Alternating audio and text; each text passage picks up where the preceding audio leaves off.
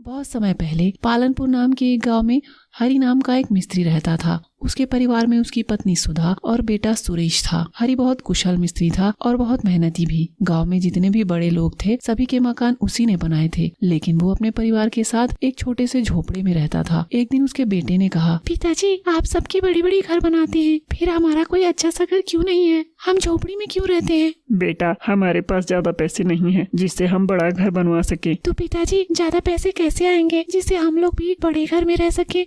हरि के पास कोई जवाब नहीं था। वो बेचारा क्या बोलता। वो बहुत दुखी हुआ। तभी झोपड़ी के बाहर से रघु की आवाज आई, हरि, ओ हरि। बाहर आकर, हाँ रघु, क्या हुआ? चल तुझे जमींदार ने बुलाया है। ठीक है। और उसके साथ चल पड़ा। दोनों जमींदार के पास गए। मालिक आपने मुझे क्यों बुलाया है? हाँ, मुझे एक और महल बनवाना है, तू जल्दी से जल्दी काम शुरू कर दे। लेकिन मालिक आपके पास तो कई महल हैं।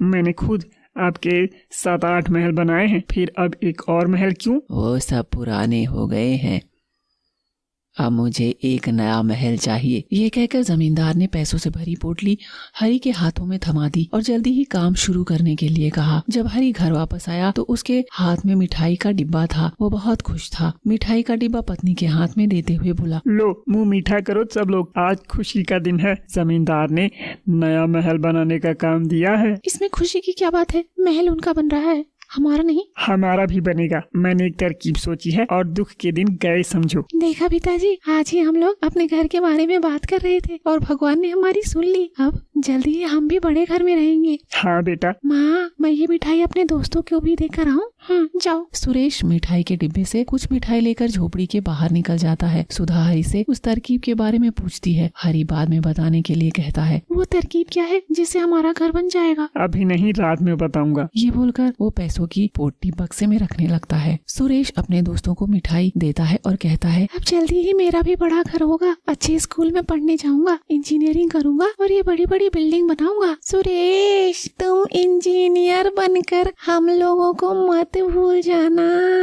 अरे नहीं चिंकी, तू तो मेरी बहन है, मुझे राखी बांधती है, तुझे कैसे भूलूंगा? और फिर वो अपनी झोपड़ी में आ जाता है। रात में जब सुरेश सो रहा होता है तब हरि अपनी पत्नी को अपनी तरकीब के बारे में बताता है। सुधा, मैंने इस बार ऐसी तरकीब लगाई है कि जमींदार के महल के साथ साथ हमारा घर भी बन जाएगा। वो कैसे? इस बार मैं महल में सस्ती सस्ती और नकली चीजें लगाऊंगा और ढेर सारे पैसे बचा लूंगा। उन्हीं पैसों से मैं अपना मकान बना लूंगा। लेकिन अगर जमींदार को पता चल गया कि तुमने बेईमानी की है तो? नहीं पता चलेगा। अभी तक मैंने उनके जितने भी महल बनाए हैं वे 50 साल तक चलेंगे, इतने मजबूत हैं। अब जो बनाऊंगा अगर वो 2 साल भी चल गए और बाद में गिर गए तो बोल दूंगा, मालिक ऐसा पहले तो कभी नहीं हुआ और उनको पता भी नहीं चलेगा।